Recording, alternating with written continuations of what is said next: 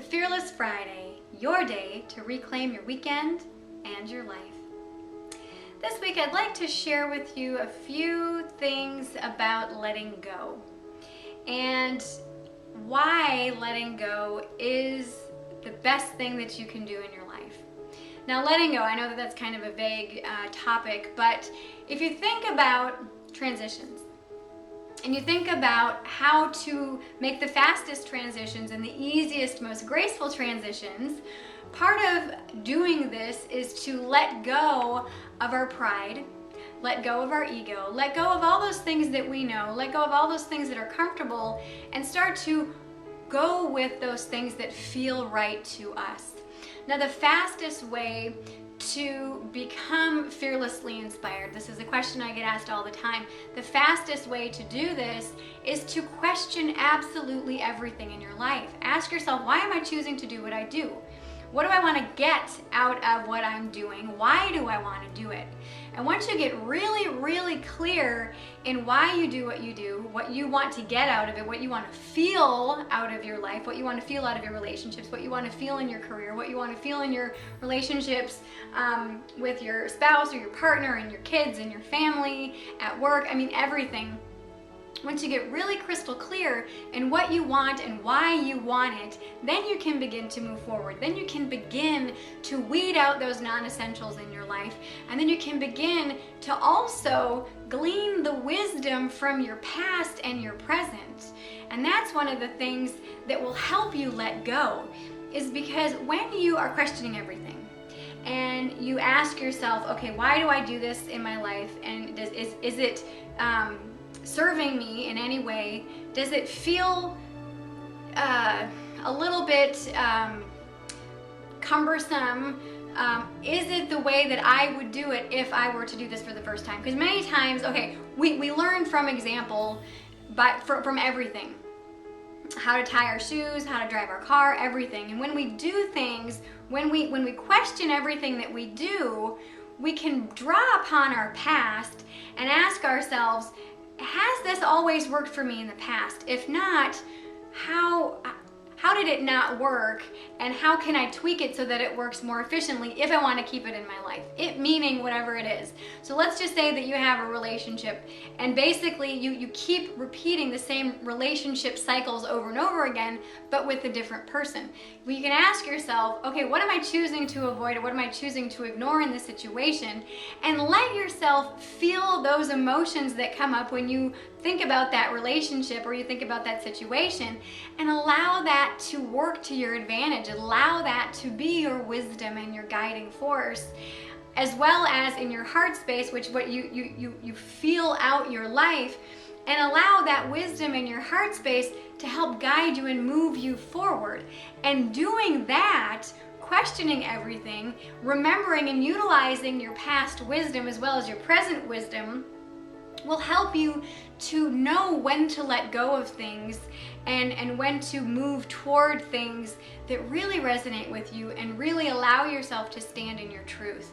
Now, many times when we start to let go of things in our life that no longer serve us, many times that will ruffle feathers and may piss a few people off, but that's okay. Allow yourself to get really clear in why you do what you do, so that if people in your life start to question, well, why are you doing this? Then you can articulate why you're choosing to do what you're doing and the rationale behind it. And even if it's just, well, it just feels right and that's why I'm doing it, you shouldn't need to explain any more than that. And those people that know you, that know that what you really resonate with is what is going to make you happy, then they should understand that particular logic. Now, another thing is that when it's time to let go of certain things in our life, many times people are afraid to let go because they're afraid they're not going to find those good aspects from whatever it is that they're getting ready to let go of, that they're not going to be able to find those good aspects again. So let's just say that you have a job that you really hate, but there's a couple aspects of the job that you really love that you've never been able to find in any other position that you've had. So you stay with that job, even though the job is draining, it's energetically exhausting, maybe physically exhausting, mentally exhausting, but you allow yourself to stay in this unhealthy career path simply because of those couple aspects that you really like, because you're afraid that you're not going to be able to find that in another career.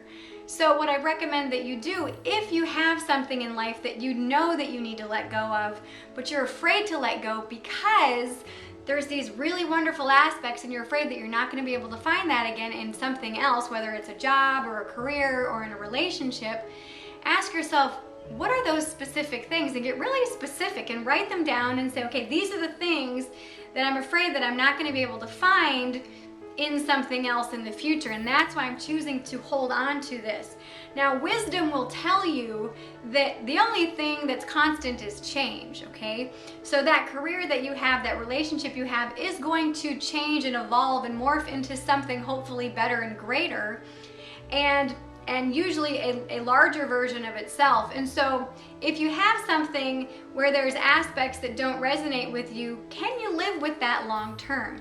And wisdom will tell you, more than likely, you won't be able to live with it long term. And so the key is to recognize those things that are not healthy for you and to be able to let them go with grace and ease, and to move towards those things that you really resonate with, and keeping in mind those things that you really liked out of that current situation, whether it was a relationship or a career or any other facet in your life.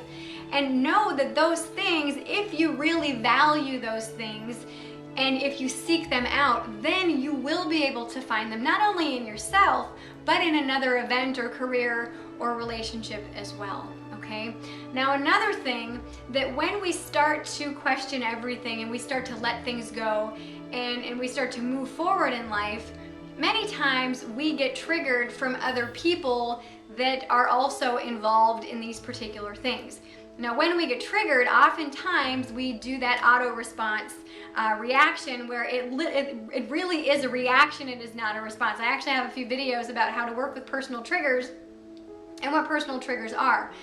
Now, one of the things that can help you with this transition is if you get triggered and you go on autopilot and you react a certain way to someone, allow yourself to recognize what happened, what you did. Maybe you acted out or lashed out towards someone, or whether it was a relationship or a coworker or whatever, and allow yourself to be willing to voice what happened, voice your truth, okay, and say, I'm going through some changes and this happened which caused a personal trigger to happen, and I didn't really think about what I was doing, and I'm really truly sorry, and I really hope that it won't affect our relationship, or whatever that you're guided to say. But allow yourself to recognize when your personal triggers are triggered during this process, because letting go and moving forward and being in transition, there's a lot of energy and emotion that are coming up and stirring up, and